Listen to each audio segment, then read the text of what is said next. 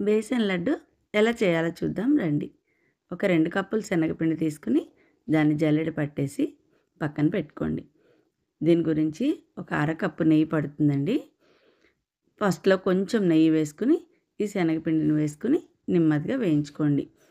మినిమమ్‌గా దీనికి ఒక 15 నిమిషాలైతే టైం పడుతుంది ఖచ్చితంగా. దీన్ని వేయిస్తూ ఉండండి. అలా కొంచెం కొంచెం నెయ్యి వేసి వేయించుకున్నప్పుడు ఫస్ట్‌లో ఇలాగా పొడి పొడిలాడుతూ వస్తుంది. నెయ్యంతా అయ్యి ఆఖరికి వేయించే వరకు చూస్తున్నారుగా అలా కొంచెం ముద్దలాగా అవుతుందనమాట. ఇలా వేయించాక పచ్చివాసన అంతా పోయాక దీన్ని చల్లార్చేసుకోండి. చల్లారాక ఒక ముప్పావు కప్పు పంచదార పొడి, అలాగే కొంచెం ఇలాచీ పొడి వేసేసుకొని శుభ్రంగా కలిపి ఉండలు చుట్టేసేసుకోండి.